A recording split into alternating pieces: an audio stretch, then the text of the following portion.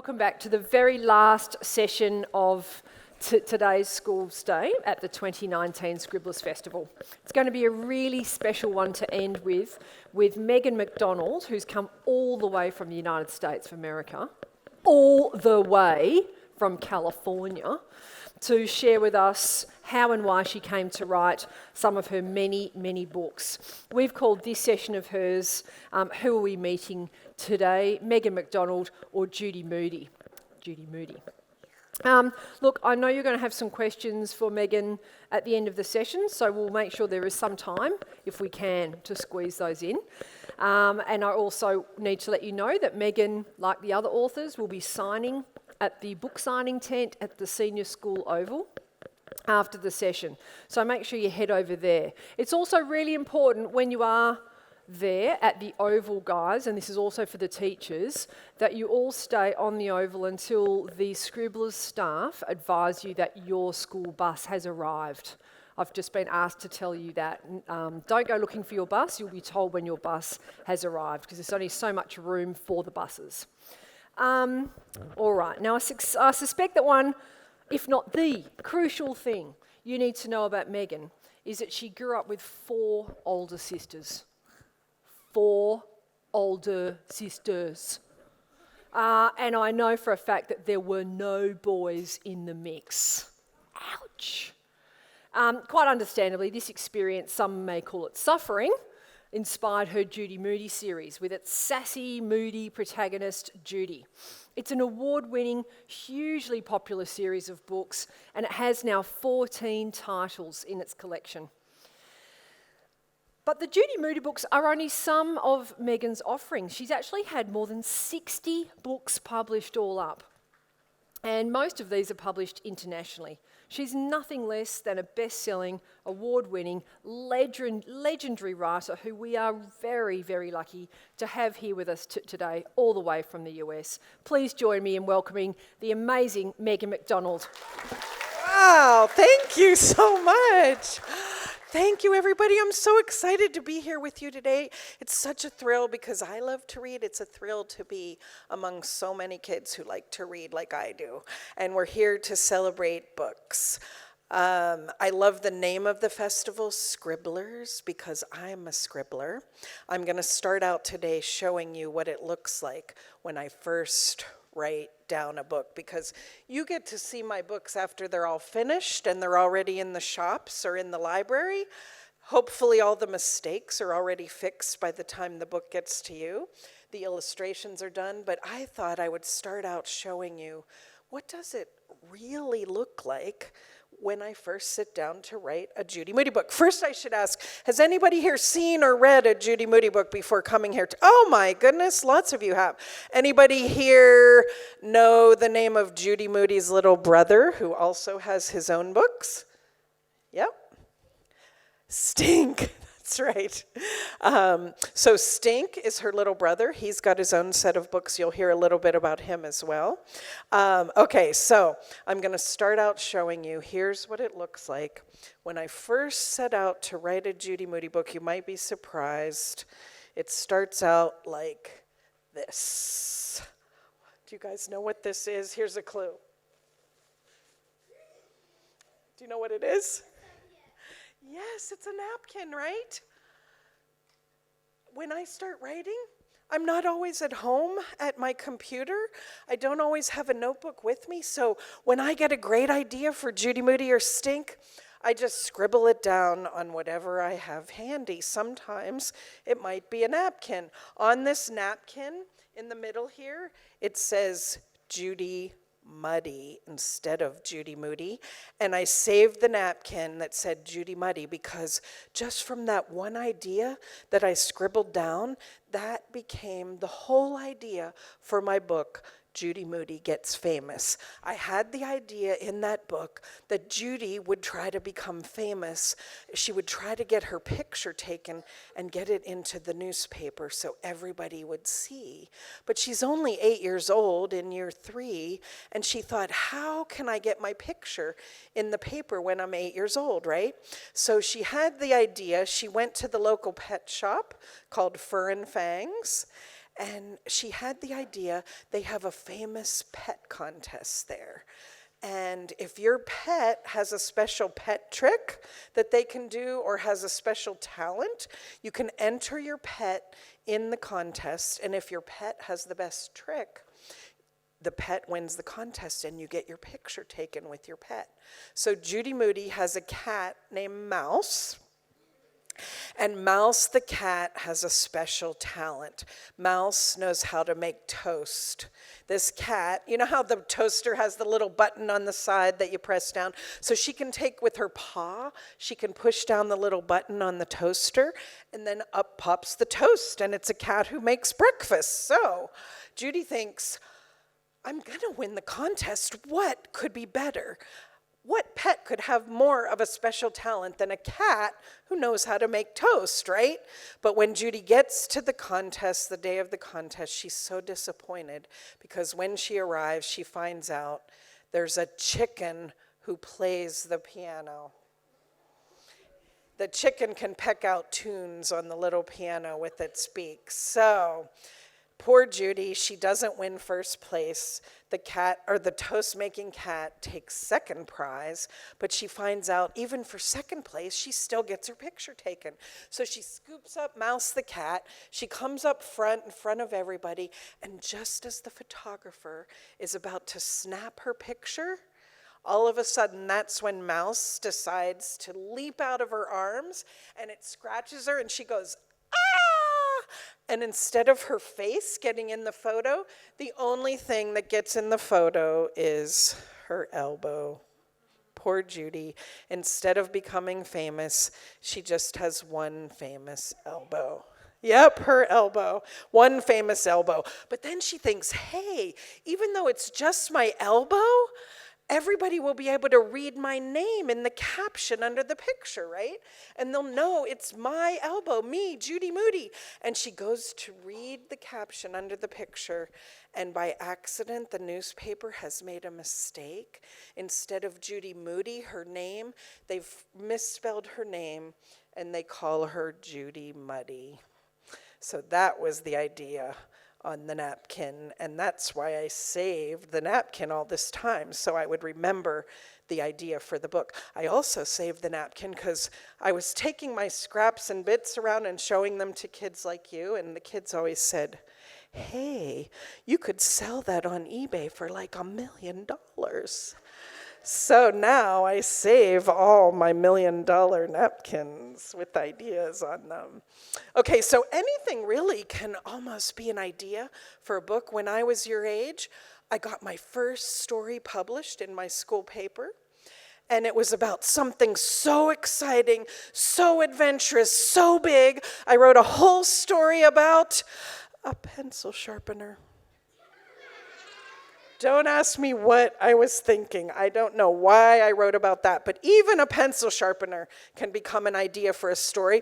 When I write Judy Moody, I might get an idea from, for example, she has a lot of moods, so I wanted to give her a mood ring. Do you guys have mood rings here in Australia? Okay, so when I was a kid, these were really popular, and you went and got a ring, and when you put it on, it changes colors and it tells you what mood you're in. It always comes with a little card or a chart, and all the colors are listed, so you can look up if your ring is blue-green. You look on the chart, and it says blue-green is for relaxed, calm, so you know what mood you're in. And I thought, Judy has all these moods. She's got to have a mood ring, right? So in the very first book, I gave Judy Moody a mood ring, but if you read this book, there's no mood ring in the book. I have an editor who helps me with the book. An editor, if you're not sure, is kind of like your teacher. They're a very important part of the book. The editor is the first person to read the book. My editor helps me get a strong beginning to the story, so it'll grab you and hook you in. She helps me make the ending funny and exciting. She helps me she cuts out all the boring parts in the middle so you don't have to read those parts, and even helps me spell the words the right way. So my editor read the first Judy Moody book, and she said, I really love this book and I want to publish it, but I don't think the mood ring really fits into the story. So she took out a red pen and she cut out all the pages I had written about Judy getting a mood ring. And I was so disappointed because I had worked really hard on those pages. But I saved them. And later, when I went on to write another book about Judy Moody, I went on to write Judy Moody Gets Famous, and I gave her a mood ring. So my editor was the first to read that book. She read the whole book and she said, "Oh, I love this book about Judy Moody, but I don't think the mood ring really fits into the theme of getting famous." So she got out the red pen and she cut it out again, all those pages I had written. So I went on to write another Judy Moody Saves the World. And I thought, if you're saving the world, you've got to have a mood ring, right?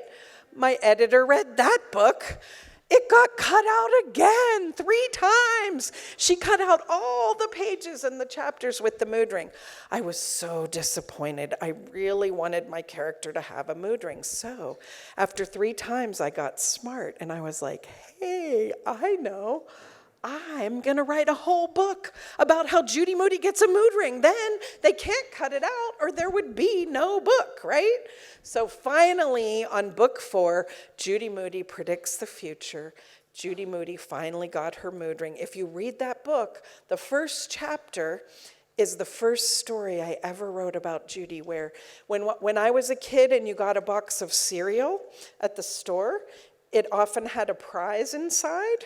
So she pours out 7 boxes of cereal, pours it all out to find the prize, and at last, Judy Moody gets her mood ring. So now she can check and see what mood she's in. Okay, so even a mood ring can be an idea for a story. In Judy Moody Saves the World, she enters a Band-Aid contest because she wants to be a doctor when she grows up. Judy Moody has she loves to collect stuff. Is anybody here a collector? Like you collect rocks or what are some things you guys like to collect? What do you collect? Okay, rocks and other stuff. What else? Seashells from the beach. Yep, that's a good collection. And more rocks. Got a lot of rock collectors. Old stuff that you make into new stuff. I like that. That's recycling. Okay, so Judy has some very unusual collections. For example, she collects something I call pizza tables. I don't know if you guys have these, but doesn't it look like a little miniature doll table or something? These are, when we order pizza in the States, you get your pizza box, and when you open it up, there's a little table in the middle that holds the lid up from getting into all the cheese. So she collects, every time they order pizza, she collects the little table. And she builds a whole tower out of these pizza tables.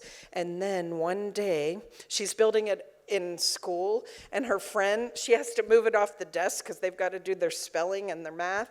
And they move it off to the side, and her friends, by accident, set it on the heater. And the heater's really hot, and it starts to melt her tower. And pretty soon, she has the leaning tower of pizza tables. Judy likes to collect a special kind of gum called ABC gum. ABC stands for, if you can believe it, already been chewed. I know you think I brought my gross gum today, but this is really a magnet made out of rubber. But I really did this when I was Judy's age. I had an ABC gum collection. I loved to read, so I'd pile up the pillows and lean on my bed and be reading my books, and I'd be chewing gum, and if the story got really exciting, I'd chew my gum, chew it away, and when it was time to stop reading, I'd take my gum out and stick it on the bottom of my lamp next to my bed, because then the next day I could come along and grab my gum and chew it some more. Well, pretty soon I had a whole collection of ABC gum around the bottom of my lamp, and it got kind of sticky and gooey, and then my mom found out. and I had to get a whole new lamp. So I've given Judy a lot of the same collections that I had too. One of the things she collects is Band-Aids because she wants to be a doctor when she grows up. Have I lost my Band-Aid here? So I found a box of Band-Aids. This box, all the Band-Aids in the box were drawn, the pictures on the Band-Aid were drawn by real kids like you. They had entered a contest. If the Band-Aid company liked your artwork, they printed it on a real bandage in the box. So I went all through the box looking at all the drawings, and out came this Band-Aid. It was drawn by an 11-year-old boy. It has a picture of the world or the globe on it, and across the globe is a little Band-Aid, and it says, "Heal the world."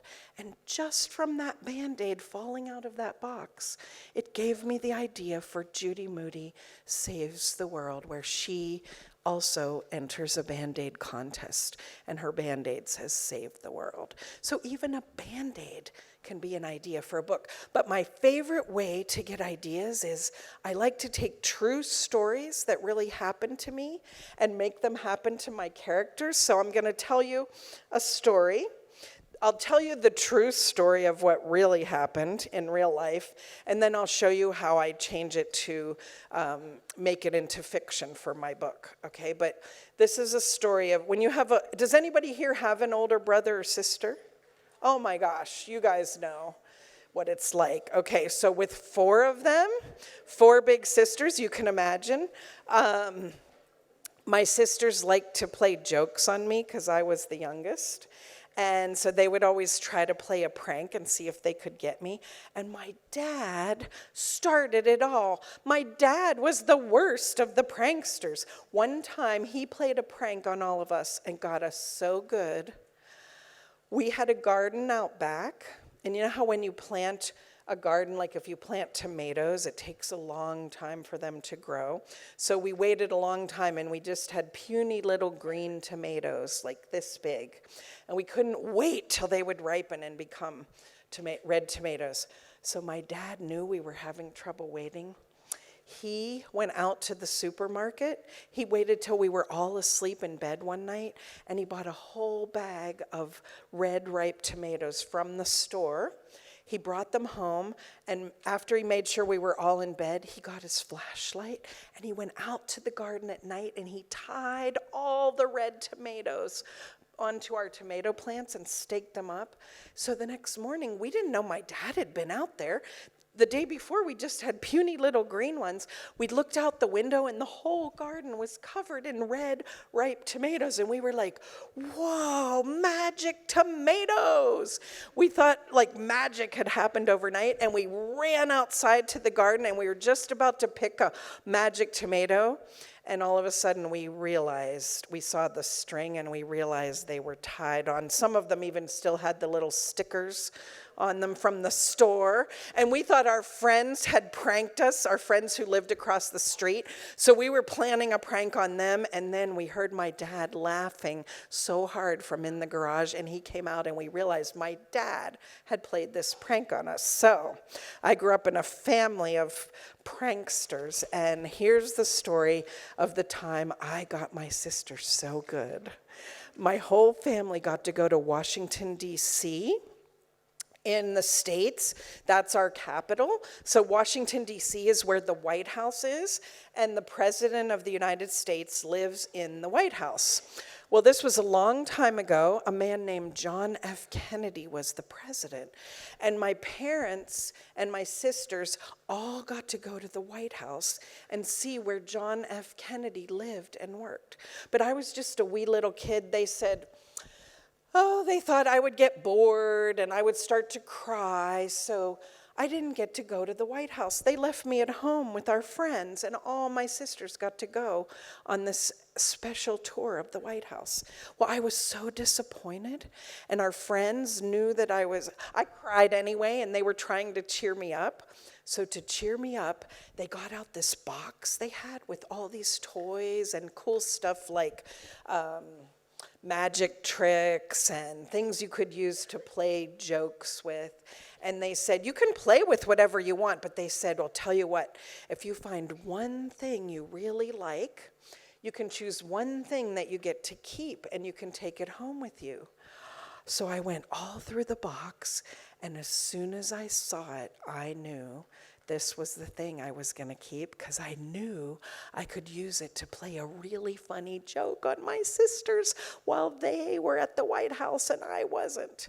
And some of you may know, if you've read the first book, the thing was a hand, a fake hand. It looks really real. I brought a small one to show you, but the real hand is the size of my actual hand. It looks kind of creepy, and it looks like a real person's hand. So I took the fake hand, and I went all over our friend's house, and I tried to think of what would be the absolute best place to put the fake hand to freak out my sisters, right?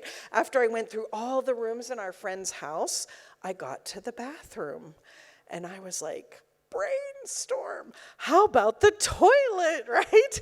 So I made sure nobody was watching, and I went into the bathroom, I lifted up the toilet seat, and I made the fake hand just stick out of the toilet. It looks like it's reaching out to get you. And so I set up the joke with the fake hand, and then I waited for my sisters to come home from the White House. They were there all day. It took them forever. I thought they'd never get back. And finally, when they got home, they were so excited about everything they had seen at the White House. They were talking, and I was hardly listening, because all I could think about is, when is somebody gonna go into the bathroom and find the hand?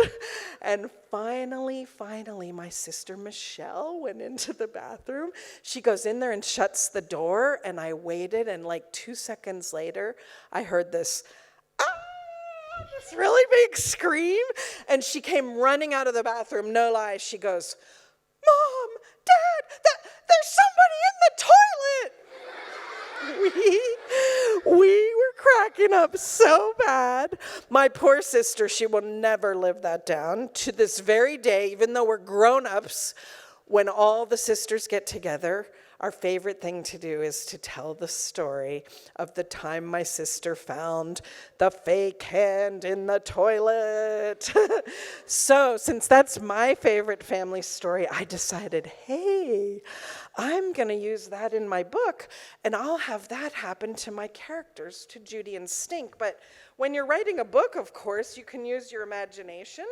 It doesn't have to be just like what happens in real life. So in my book, Stink, who's the youngest like me, Stink gets to go to the White House, and Judy, the older sister, has to stay home. So I kind of flipped it upside down, and Stink dresses up like a human flag. Our flag has a lot of red and white stripes and stars for the 50 states. So he gets an old picnic tablecloth that's red and white striped, and he drapes himself in the tablecloth, and he makes a hat with all the stars for the 50 United States. Now he's ready to go off to the White House as a human flag. Judy doesn't get to go. She has to go to school that day, and when she gets to school, it happens to be Brush Your Teeth Week at school. Brush Your Teeth Week is when the dentist comes to school. So a man dentist and a lady dentist come to her school. They dress up as Mr. Tooth and Mrs. Floss to tell you all about brushing your teeth. And Judy thinks, Stink is having this great adventure, and I already know how to brush my teeth. Hello. So, to make matters even worse, out of all the kids in the whole school, they picked Judy to come up in front of everybody. She has to be the cavity. Stink gets to be a human flag. Judy has to dress up like an old tooth with a hole in it that you get from eating too many sweets or too much candy, right? So now she, Judy Moody, is in a mood. Not a good mood, a bad mood. And that's when she gets the brilliant idea to play a joke on Stink. She borrows the fake hand from her friend Rocky, and goes all over the house just like I did, puts the fake hand in the toilet, and when Stink comes home from the White House, he finds the fake hand in the bathroom and comes screaming out of the bathroom, and all the stars for the 50 states go flying off of his hat. So that's how I take a true story and make it happen to my characters. If you like to make books and make up stories, you can do the same with a story from your own life. Okay, I'm going to put some pictures up now. I put a picture of all the sisters and my mom. I thought you'd want to see who inspired the Judy Moody stories. This is a photo from the trip when they all went to Washington, D.C. Here's the sister who found the hand in the toilet. And I'm not in the picture because I had to stay home. So I told my sisters when I was coming, I said, I'm going to show the kids in Australia a photo of you from that trip you took to Washington, D.C. And they said, well, you've got to show a picture of you. The kids are going to want to see you when you were a kid. So I put in a picture of me, but I made a mistake. I should have chosen which picture to show you, but I let my sisters choose which picture to bring to show you today.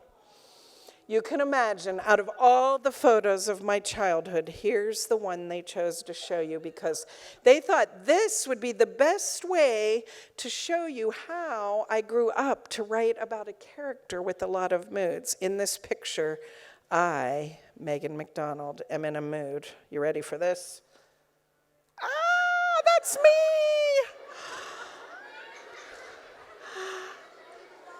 I was just so wee little, but my mom and dad had the idea, wouldn't it be nice to take a nice photo of me? Well, I was not having it. I was in a mood. So I ran over to the neighbor's house. I laid face down on the driveway, and I started to kick my feet and scream and yell. I was throwing a tantrum. Well, my mom and dad couldn't get a nice picture, but my sister had a little camera she got for her birthday, so she ran out. She took a whole roll of pictures of me throwing a tantrum on the driveway.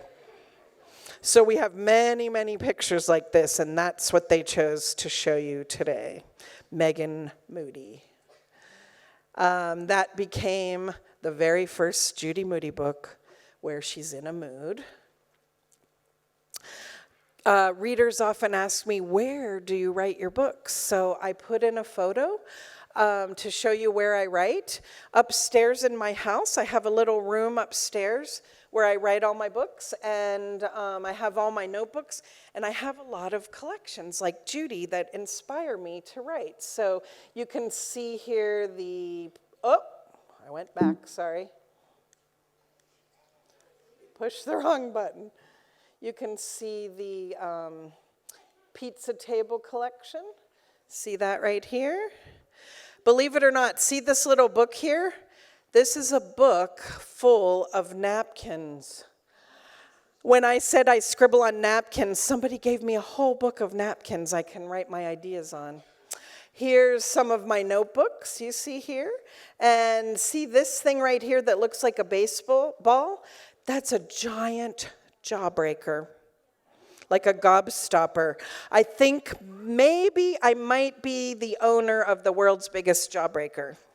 So when I got this jawbreaker, I found it at the candy store, and it cost $10 to buy the jawbreaker. I brought it home, and then I thought, well, that was kind of silly. I can't eat it because if I eat it, I'll lick the outside and the layers will get smaller and smaller and nobody will believe I have the world's biggest jawbreaker. So it just sat on my desk for the longest time. It was kind of haunting me. And finally I thought, I know, I'm not going to eat it. I'm going to write a book about it. So just from the jawbreaker, that became Stink and the incredible super galactic jawbreaker. You can see the Band-Aid collection up here. Her sock monkey collection. You see the fake hand? Yep. Yeah. Here's the napkin that I held up at the beginning. I put it up so you can see much bigger where it says Judy Muddy. I was trying to figure out what would be a funny way to misspell her name. So I knew that I wanted something to go wrong. In the book, Judy Moody Gets Famous. Usually before something goes right for Judy, something always goes wrong. So here's Mouse the cat, who knows how to make toast. And when I thought of something's gonna go wrong, all of a sudden I remembered something crazy that happened to me when I first became a writer. I got my picture in the newspaper. And I thought it would be so exciting. I was gonna show my mom and dad and all my sisters and my friends.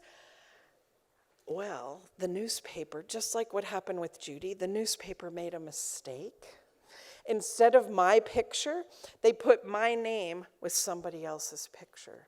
So I saved it to show you today. Here's the picture of the first time that I, Megan Mcdonald, got my picture in the paper. I hope you don't think it looks like me. Okay, ready for this?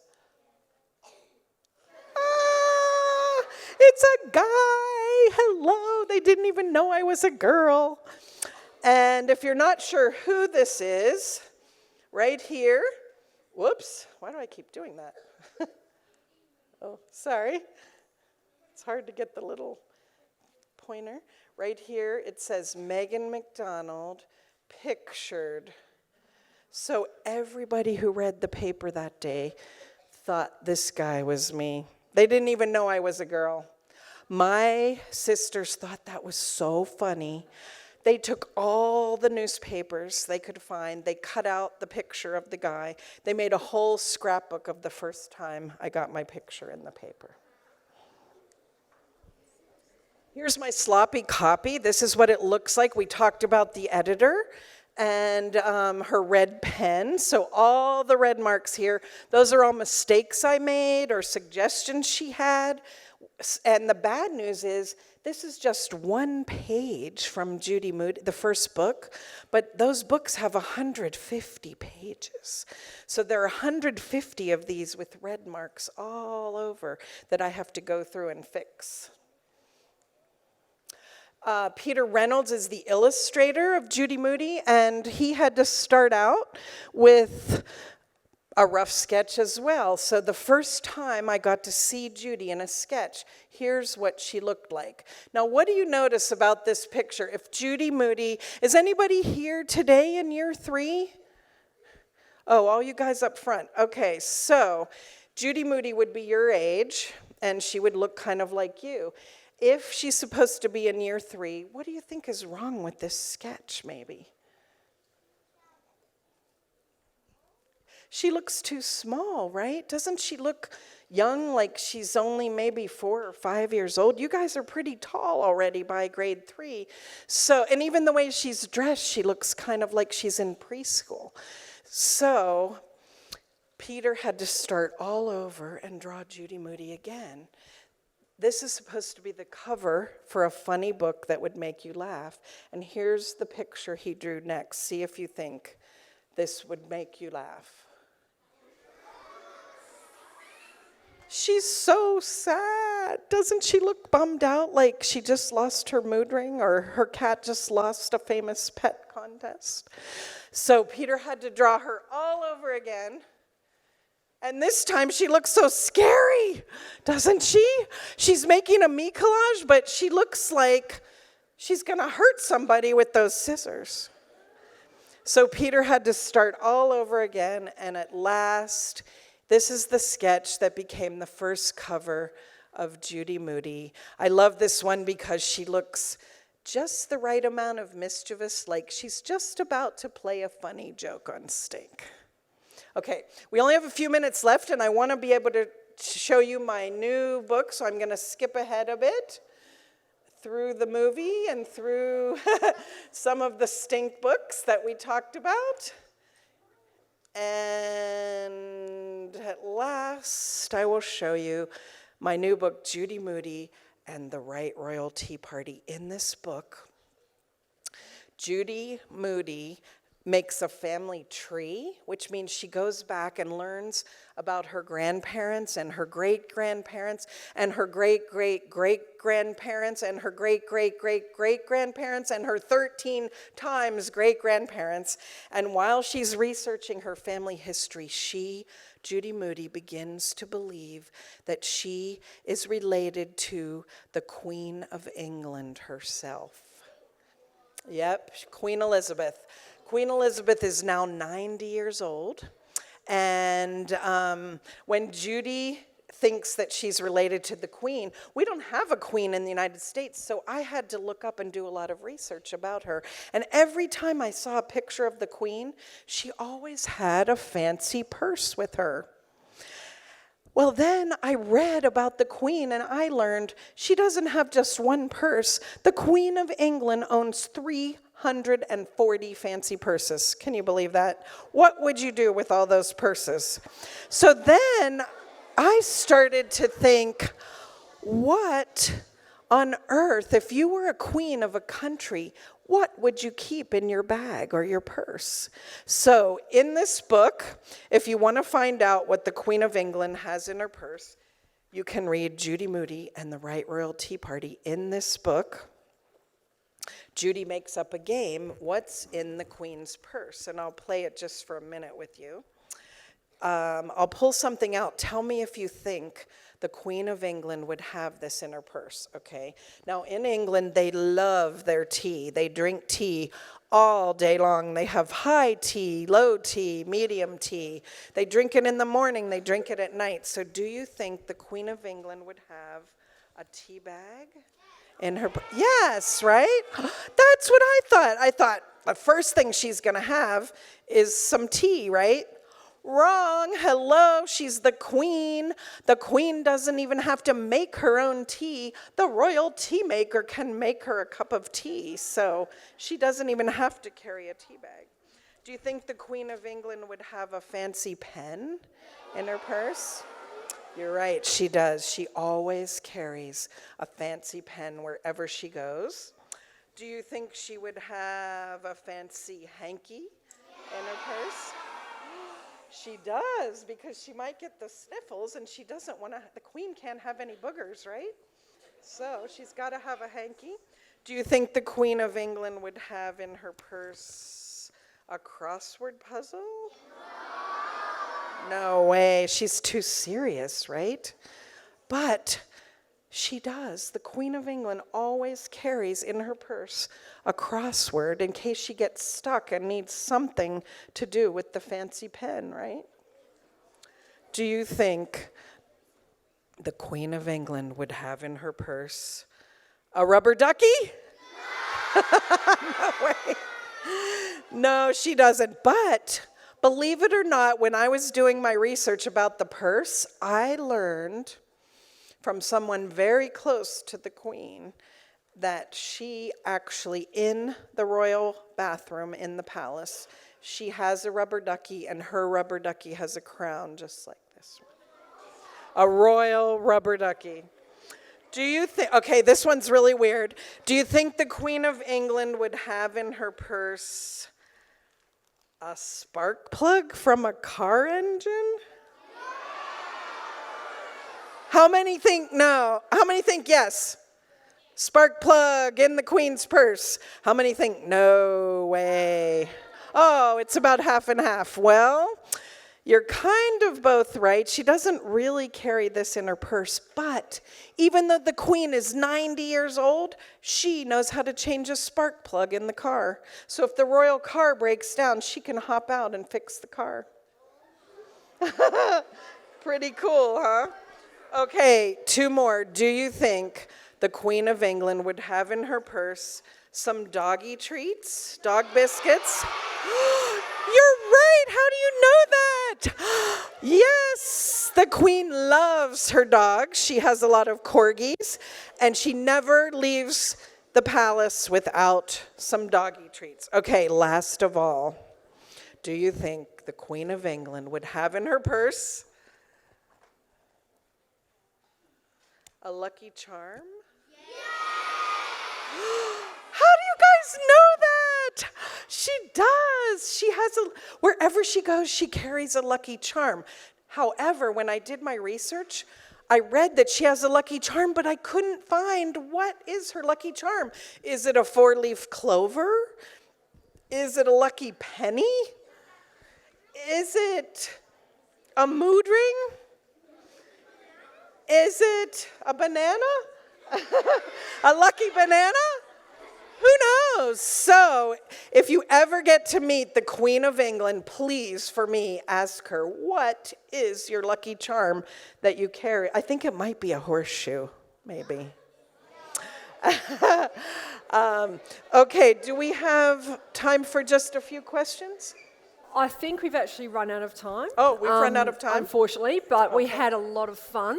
Thank you so much. Megan, what a treat to have you here in Perth for the Scribblers Festival. Thank you so much. Can everyone just give Megan a massive Scribbly round of applause?